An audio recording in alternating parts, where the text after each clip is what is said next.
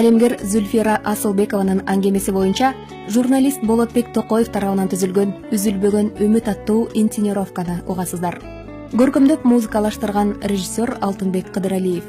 Чыгармада тагдырдын сыноосунан сынбаган адамдардын турмушу камтылган.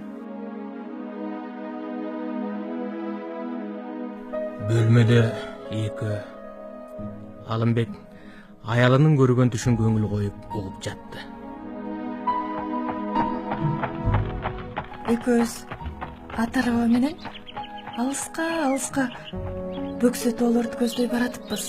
Айлана жашыл тукуба жангандай дем эле керемет. Асман көк тартып, бир булут жок, ачык. Күндүн нуру көздү ялтат. Сайраган чымчыктардын үнүнө кумарланып, табигаттын кооздугуна суктанып, аттын басыгы менен арабада термелип бара жаттык. Сапарыбыз кай тарапка, эмнеге бет алганы белгисиз. Алдыбыздагы болор болбос Караан улам жакындап. Мындан 5 жыл илгери каза болгон Кадырбек Чоңата тааныдым. Жаратылышы укмуштуудай кооз, ээн жерде жаңгыз. Эски самоорун сатканы жүргөнү мени таң калтырды.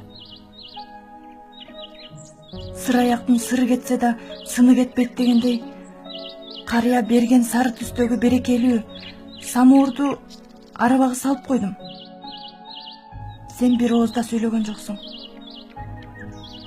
Чоңата алаканын жайып бата берип, биринчи көрүнгөндөй болуп, бүлбүлдөп барып жок болуп кетти. Көз өткөн кишинин буюму берген жакшы. Эмне үчүн эски самоор берди? Бул түштү кандай жорусак болот? Алла Тааладан буйрук болуп уулду болот экенбиз. Уулубуз темирдей бек, самоордой берекелүү, эли жерин сыйлаган, эл кадырлаган азаматтардан болуп берилет экен.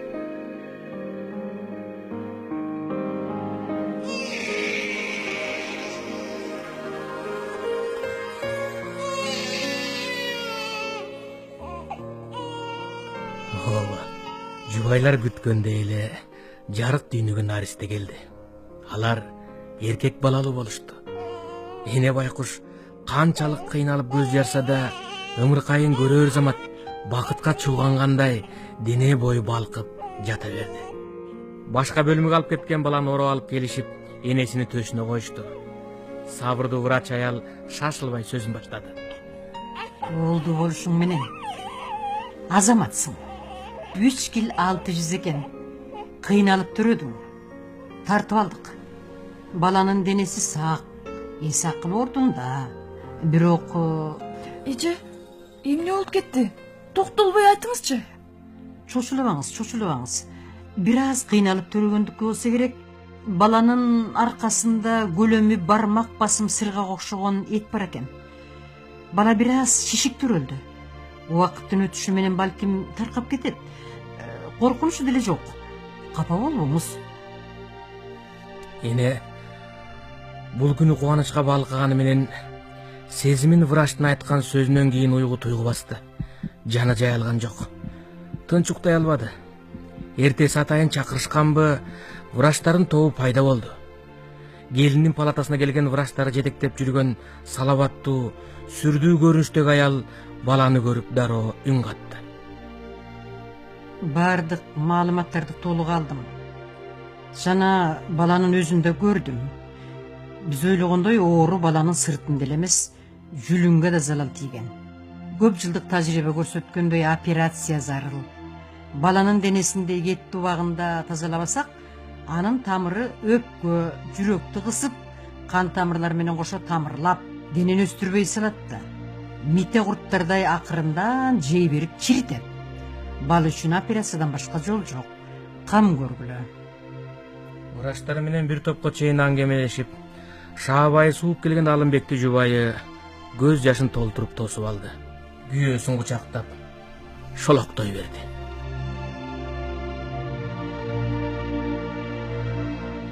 Эмнеден жаздык? Эмне күнөө кылдык? Түштөгү аям ушул беле.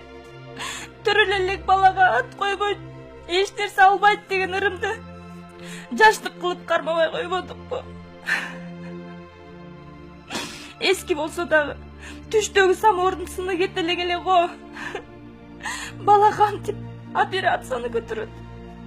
Кече эле сүйүнчү айткан ата энелерге бүгүн бул кабарды кантип айтабыз? Кантип айтабыз? Шолоктооч зээндиге айтып. Сабырдуу болчу. Сабырдын түбү саралтын. Ата эне ага туугандар менен кеңешели.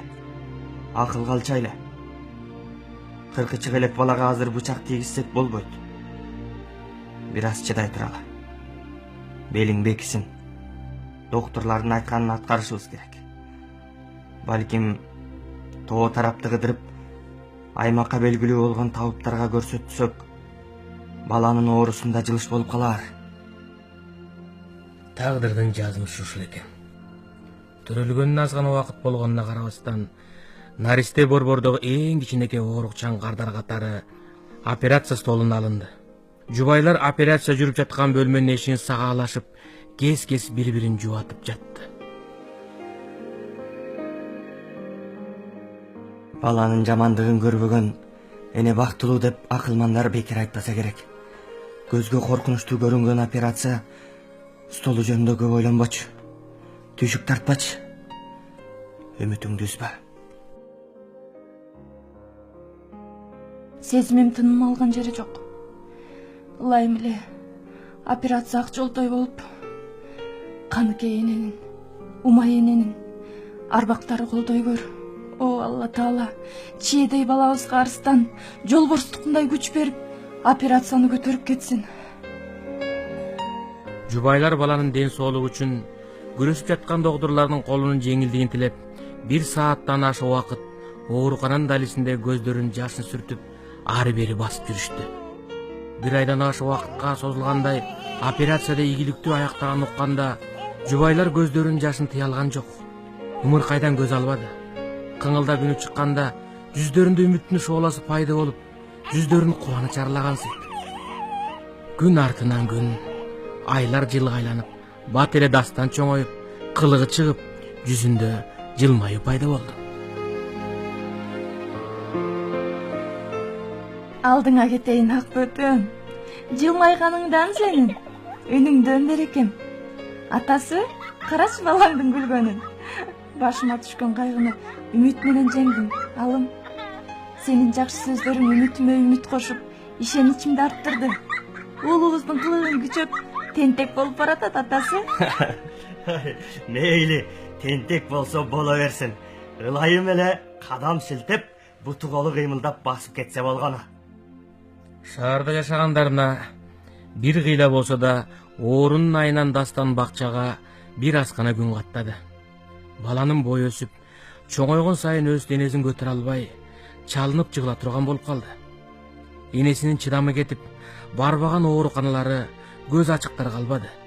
Касиеттүү ысык көлгө сыйынып, жерден кайнап чыккан сууну ваннасына түшүрдү. Жайлоого барып, 1 ай биенин сүтүн ичирди. Айтор, биларман атыккандардын айткандардын баарын жасады. Бирок жылыш болбоду. Жубайлар оору менен алып урушуп жүрүп, арадан 6 жыл зымырап өтүп кеткенин да баамдабай калышты. Убакытты текке кетирбей, 1-класстын программасын үйдөн үйрөтө башташты. Дастан бат эле шара окуганга, жазганга үйрөнүп, эс тарткан сайын зээндүү, кыял кеч, тырышчаак болуп турулду. Мезгил чиркин зымылдап өтө берди. Жубайлар жылдын жарымын дастандын оорусунун айынан талаалап жүрүп, кичүү баласыз алкардын кантип чоңойгонун да билбей калышты. Күндөрдүн биринде Алимбек иштен шашып келди. Дастанды тезирээк кийин, томографиясын ал. Алгачкы операция жасаган доктор эжеге жолуктум. Абалды айтып түшүндүргөндөн кийин баланы тезирээк алып келгиле деди. Бут жагы оордоп баса албай алган Дастанды көрөрү менен доктор томографияга көз чаптырды. 3 омуртканын ичинде жүлүндүн жанында шишик, же өскөн эт, же чел кабыкка толгон суу бар. Баланы кайра операция кылыш керек. Башка жол жок. Чел кабыкта суу болсо сордуруп салууга болот. Сиз баланы сыртка чыгарып кичине күтө туруңуз. Калган сөздү кийин атасынан угасыз. Келин айтыла турган сөздү сезген Риязда бөлмөдөн тайсалдап колясканы түртүп чыгып кетти. Врач бир азга ойлонуп турган соң сөздү алыстан баштады. Сиз эркек эмессизби? Канткен менен аялдарга караганда кыйынчылыкка чыдамдуу келесиңер. Менин айтайын дегеним, эт же шишип болсо операция жасаш да коркунучтуу. Жүлүнгө абдан жакын жайланышыптыр. Биздин шартта баланын жүлүнүнө операция жасаш кыйын. Балаңарды ушу турганымдай кайра көрбөй калышыңар дагы мүмкүн. Жүлүндөгү шишиге жеткиче далай нервтери кесилет. Кокус кичине эле туура эмес кыймыл болсо, жүлүндү илип кетүү коркунучу турат. Кийин укпай же сүйлөбөй, эки колу же эки буту таптакыр кыймылга келбей, бир далайга төшөктөн турбай жатышы ыктымал. Же операциядан кийин мурда казаптарын унутуп, жакшы болуп кетиши да мүмкүн. Бирок мындай кыйын операцияны чет мамлекеттерде гана натыйжалуу жасайт. Ойлонуп көрүп, чечимге келгиле. Албетте, арбын акча керек. Алымбек врачтан уккан сөздөрүн айтып жатканда аялдын көз жашы шорголоп жатты. Ал эмне дээрин билбей, акыры өзүн карманып сабырдуу сөз баштады. 30га толгонуңа бир жума болбой жатып, чачыңа ак түшүп, кайгынын чеңгелинен чыга албай, азаптын тамырын алыс кое бердиң. Ансыз да Кудай таалам ченеп берген өмүргө чекит коюп жатасың. Мындан жаманын бербесин. Жараткандан дастандын келечегин сура. Ыйдын арты ый болот. Тоокел кылып жашоо менен күрөш. Элден кем эмес оокат жайың турат. Балдардын энеси болдуң. Мен деле башымды көтөрүп иштеп, силерди эч нерседен кем кылбай багып жатпаймынбы? Эсим жок болсо эбак эле арактын артынан кетмекмин. Сабырдын түбү сары алтын. Сабырдуу, чыдамкай, намустуу аял бол. Дос душманга тебеленбе. Жакшылык менен жамандык ээрдин эки үзөңгүсүндөй болот. Жубайлар көзгө толгон жашты көкүрөккө жык мыңду сыртка чыгарбаска аракет кылып, врачка барып, чет мамлекетке барыштын жол жоболору жөнүндө маалымат алышты.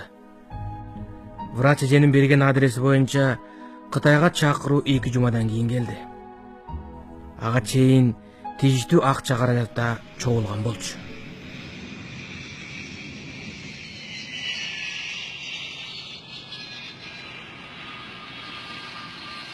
Жубайларды самолеттон түшкөндө Кытайдагы кыргыз жеңиш тосуп алды. Дароо ооруканага жайгаштырды. Алар жайгашкан суардагы 2,5 миң оорулууну тейлей турган эң ири оорукана болчу. Мында дүйнөнүн туш тарабынан келген оорулар дабаланчу. Аппараттын көптүгүнөн дабалангандар күн чыгып, күн батканын да билбей калышчу. Кийинкиси дастанды чачынын учунан бутун тырмагына чейин аппаратка салып карашты. Баасы да ойлонтпой койгон жок. Тиешелүү анализдер аяктаган соң операцияга киришти. Дастан үчүн бул жолку операция жеңил өткөндөй эле болду. Доктурлардын күчтүүлүгү таасир бердиби, Айтор наркоздон көп кыйналбой койгонду. Күлүп жайнап, өңүнү кызыл жүгүрүп жаркылдап койгонду. Жанында компьютер кан басымын, жүрөгүнүн согушун, температурасын көргөзүп турду. Операция учурунда жүлүндүн нур менен тазалаганын айтышты. 10 күнгө жетпей олтургузуп да коюшту. 20 күндө кайрадан коляскага олтургузуп, сыртка сейилдөөгө уруксат беришти. Дастанды күнүгө укалоо, гимнастика, бастырууга аракет жасоо менен күн кечкирип жатты. Буту кыймылга келе баштады. Ушул учурда Алымбекти аялы кайрадан Кыргызстанга жөнөттү.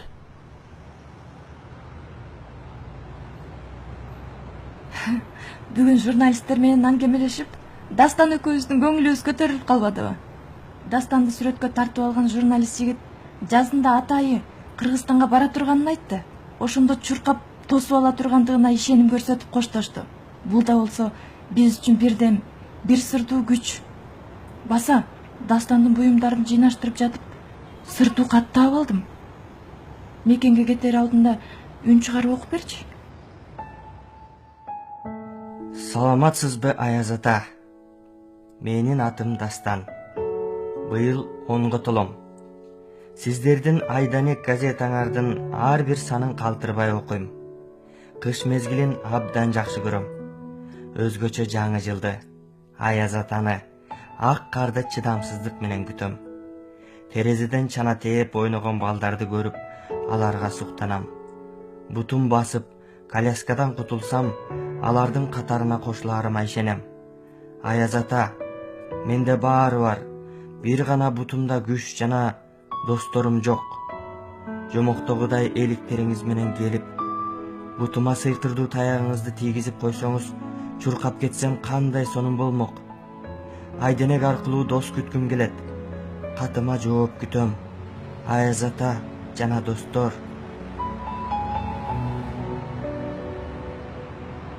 Катты дарегине жеткиз. Мекенге аман эсен барып, бизди күт, бүт балдарың менен. Үмүт үзүлбөйт.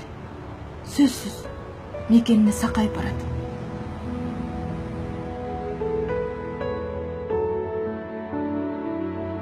Көчөдө элдин көбүнөн ызычы толуп турса да, эне коляска түртүп, эч нерсе укпаган адамча нес болуп, 22 кабаттуу үмүт үйүнө келе берди. Оюнда балдары, жаратылышы көз тайгылткан мекени, анын кереметтүү ала тоосу, шылдырап аккан туп-тунук суулары, жыпарчытына мас кылган арча, карагай чери, канаттуулардын сайраган үндөрү, дей койчу, сөз менен айтып бүткүс керемет сулуулук.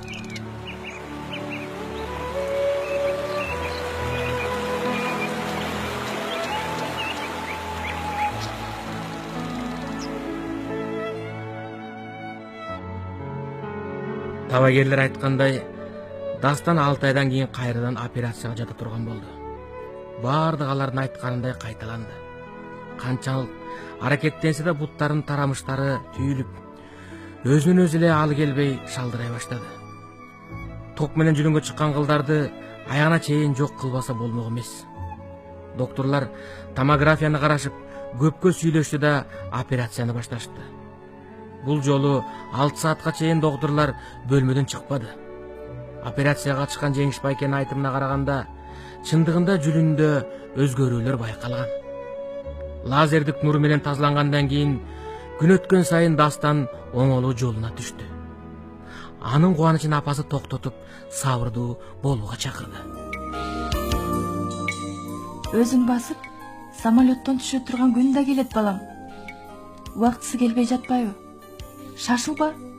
Убагы келгенде бир орунда тура бербейсиң. Бир аз чыда. Сен азамат, баатыр жигит болуп, көбүн чыдап жеңбедиңби? Калганында жеңесиң. Сөзсүз, чуркап балдар менен ойнойсуң. Машыгууну токтотпой, ат минип, аракетиңди күчөтсөң, Кудайым буйруса, 3 айдан кийин бутуңан туруп кетесиң.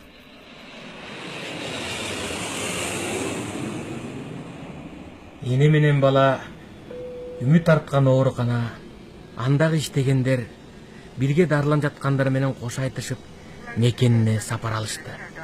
Эне терең ойго чөмүлдү. Баламдын самолеттон өзүн басып түшүп, кол булгулайт элем деген тилеги качан аткарылат? Же балам менен кошо өзүмдү алдап жатамбы? Жок. Мен эч качан ишенимсиз калбаймын. Дастанга да күндүн жарык нуру тиет.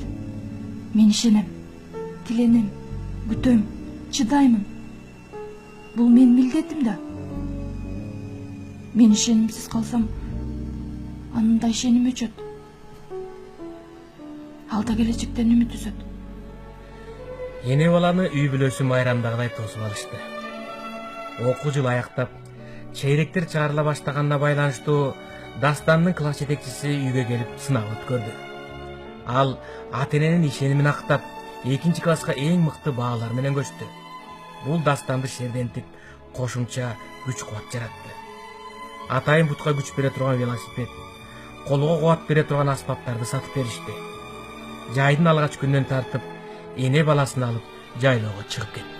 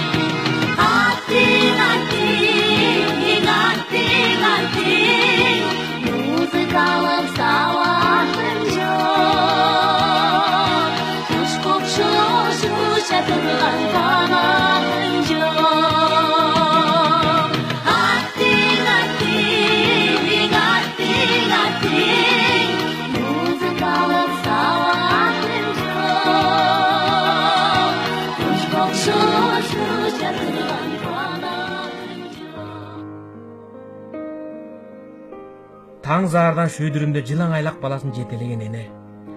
Тоонун бир бетинде агала карала кой эчкилер, бир бети толо жылкылар.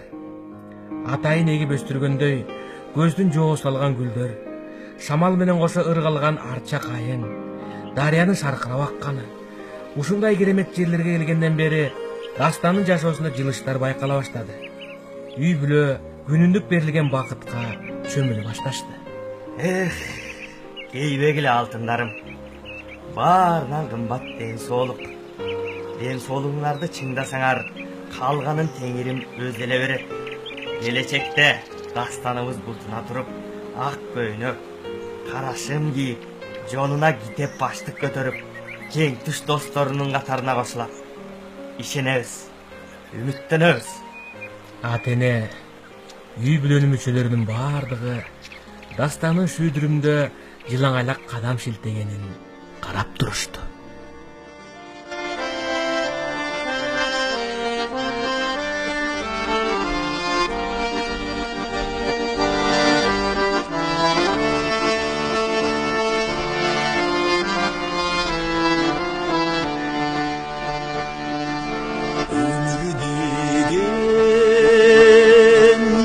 Kızıl gül caymağan, ömür degen bulbul bakta sayrağan. Ömür barda ökünmezden oynop gül, ömür ötse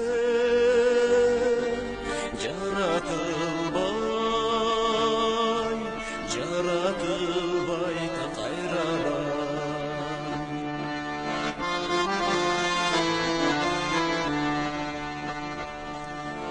Oy ömür sen çalkıp jatkan güldöysün, bir de ömür salkın sokkona jeldeysin. Kalagança paydalana bergidey ömür sen koldo boyum emesin.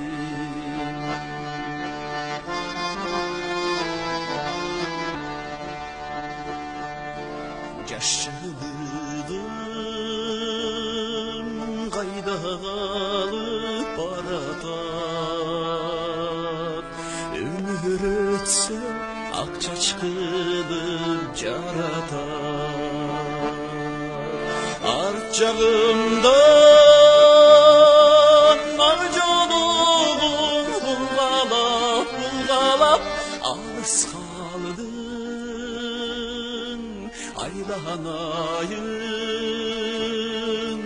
Aylanayın balaça. Artjağımdan avjoluğun bulgalap alыс kaldı. Aylanayın kağılayın balaça.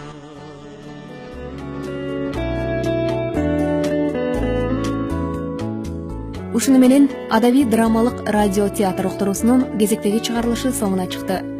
Бүгүн сиздер калемгер Зульфира Асылбекованын аңгемесинин негизинде журналист Болотбек Токоевдун үзүлбөгөн үмүт аталыштагы инсценировкасын уктуңуздар.